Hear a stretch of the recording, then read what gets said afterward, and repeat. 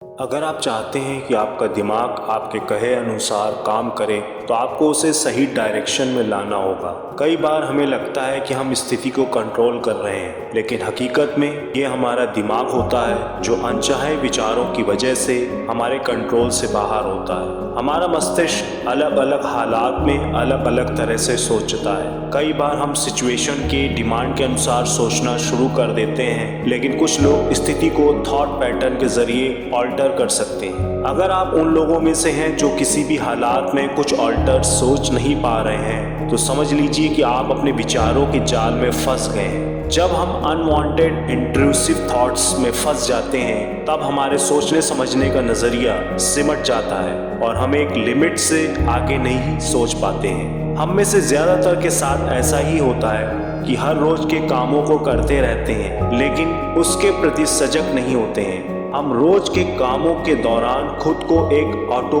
Pilot mode में पाते हैं, जहां स्थितियां अपने आप हो रही हैं और हम बस एक दर्शक की तरह होते हुए देख रहे हैं। हमारा जो भी काम है उसमें हमारा कोई एफर्ट नहीं होता है। ये सब संकेत है कि हम नहीं, हमारा दिमाग हमारा मास्टर बना हुआ है। इसकी सबसे बड़ी वजह है हमारा अपने चारों ओर एक कंफर्ट जोन बना लेना और उसी में सिमट कर रह जाना। हम अनकॉन्शियस और सबकॉन्शियस माइंड को सभी एक्शन की कमांड दे देते हैं और एक्टिविटी होती रहती है बगैर हमारी चेतना के। जब हम खुद को किसी हालात का सामना करने में सक्षम महसूस नहीं करते हैं, ऐसे हालात में ये एक बहाना हो सकता है खुद को स्ट्रेस एंड एंजाइटी से दूर रखने का, लेकिन हमेशा नहीं।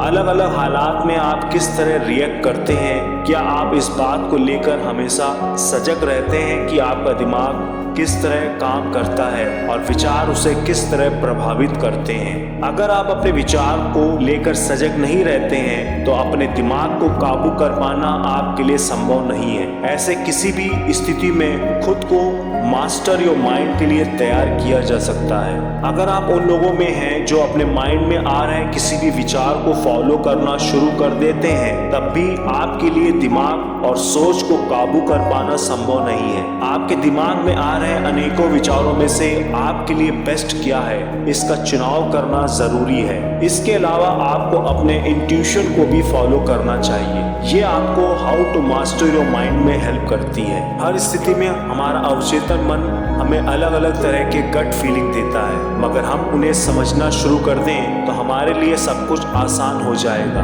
दिमाग में आ रहे हर विचार के पीछे कोई डीप मीनिंग हो ऐसा जरूरी नहीं है। ज्यादातर विचार हमारे एक्शन का नतीजा होते हैं। कुछ विचारों को स्थिति को वैसे ही एक्सेप्ट करना चाहिए जैसे वो होती हैं। इससे हमारा समय बचता है और हम बेहतर परफॉर्म कर पाते हैं। याद रखें, पहले से स्थितियां निर्धारित नहीं होती हैं, उन्हें हमारा दिमाग कंट्रोल करता है और हम स्थिति को बदल भी सकते हैं। आखिर हम अपने दिमाग को कैसे नियंत्रित कर सकते हैं? सबसे पहला है कॉन्शियसनेस एंड विल पावर। आपकी चेतना आपके दिमाग से ज्यादा शक्तिशाली और मजबूत है। आपकी बुद्धि, जागरूकता और दृढ़ संकल्प आपके मन के प्रभावों को दूर कर सकते हैं और आपको अंततः अपने दिमाग पर नियंत्रण करने में सक्षम बना सकते हैं। हालांकि जब हम अपने मन के प्रभाव से अवगत नहीं होते हैं या जब हमारे पास कमजोर बुद्धि और इच्छा शक्ति होती है, तो हम अपने मन के गुलाम बन जाते हैं। व्यक्तिगत स्वयं या चेतना पीछे हट जाती है और मन हमें उन विचारों, कार्यों और व्यवहारों के माध्यम से चलाता है जो अक्सर अनुपयुक्त और अनुपयोगी होते हैं। उम्र, समय, जीवन के अनुभव, दोस्त और परिवार, सामाजिक दायरे, कैरियर की उपलब्धियां, असफलताएं, मीडिया आदि जैसे कारक हमारे दिमाग, विचारों और व्यवहार को प्रभावित करने वाला एक अन्य महत्वपूर्ण कारक है जो हम खाते हैं। इसके अलावा अपने विचारों से एक कदम पीछे हटना और अपना ध्यान वर्तमान क्षण में लाना भी आपको अपने विचारों को प्रतिबिंबित करने और अधिक नियंत्रण प्राप्त करने में मदद कर सकता है। दूसरा है दखल देने वाले विचारों के ट्रिगर की पहचान करें। कुछ ट्रिगर हमारे दिमाग को सहलाते हैं और उन्हें उत्पादक सोच पर ध्यान केंद्रित करने से रोकते हैं। कुछ पिछले अनुभव, दर्दनाक घटनाएं, रिश्ते, स्थान, परिस्थितियां, लोग या यहाँ तक कि एक विशिष्ट स्थिति भी नकारात्मक विचारों और कठिन भावनाओं को ट्रिगर कर सकती है। इससे तनाव, उदासी, चिंता, भय, क्रोध और यहाँ तक कि प्रतिशोध भी हो सकता है। यदि आप विशिष्ट ट्रिगर्स से निपटने के लिए चुनौतीपूर्ण पाते हैं तो यह महत्वपूर्ण है कि आप उन्हें पहचानना सीखें इससे पहले कि वे आपके भीतर नकारात्मक प्रतिक्रियाओं का आह्वान करें। एक बार जब आप अपने ट्रिगर्स को जान लेते हैं तो तय करें कि आप उनके बारे में क्या करना चाहते हैं और आप उनसे कैसे निपटना चाहते हैं। यदि आप इन ट्रिगर्स से निपटने में असमर्थ हैं, उनसे बचने की कोशिश करें। तीसरा है, वर्तमान क्षण के प्रति सचेत रहें। मानव मन हमेशा दौड़ के विचारों से भरा रहता है और उनमें से अधिकांश दखल देने वाले होते हैं। अपने मन में उठने वाले प्रत्येक विचार के साथ उलझने की बजाय थोड़ी देर के लिए रुकें और वर्तमान क्षण पर ध्यान केंद्रित करें। एक पल के लिए रुकने से आप अपने विचारों को इकट्ठा कर पाएंगे, अपनी भावनाओं को स्वीकार कर पाएंगे और खुद को बेहतर ढंग से समझ पाएंगे। आत्म जागरूकता आपके विचारों और भावनाओं को देखने और जागरूक होने की कुंजी है।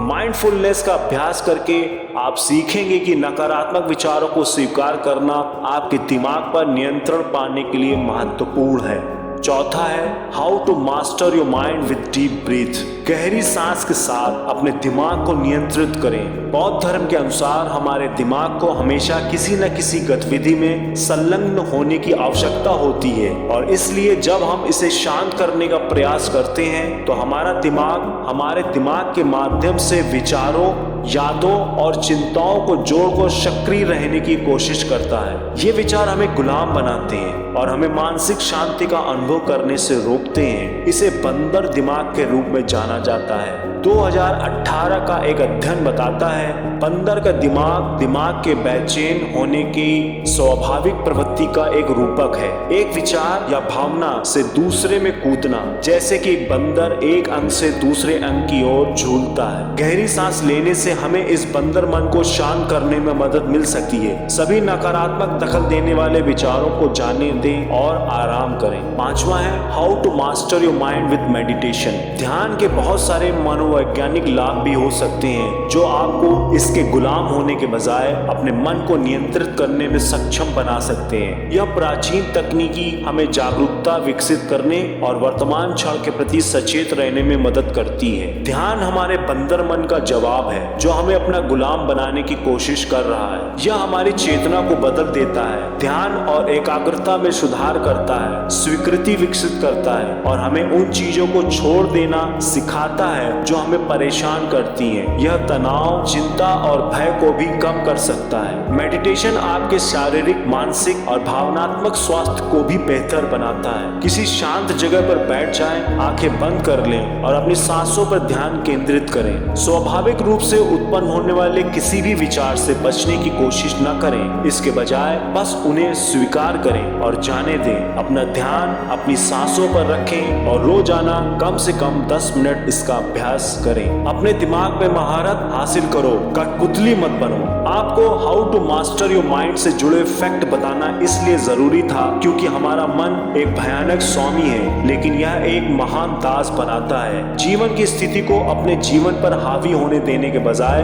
जानबूझकर जीना शुरू करें। जब आप अपने दिमाग को नियंत्रित करना सीखते हैं तो आप कैसा महसूस करते हैं और आप क्या करते हैं इस पर आपका नियंत्रण हो जाता है। आप तनाव देने वालों के प्रति बेहतर प्रतिक्रिया देते हैं और जो आपके पास है उसके लिए आभारी महसूस करते हैं। हालांकि अपने मन को नियंत्रित करना वास्तव में कठिन हो सकता है लेकिन अंत में यह इसके लायक नहीं होगा। आप अधिक लचीला, खुश, धैर्यवान और शांत रहेंगे। अपने मन के स्वामी होने और अपनी चेतना को विकसित करने से आपका पूरा जीवन बदल जाएगा।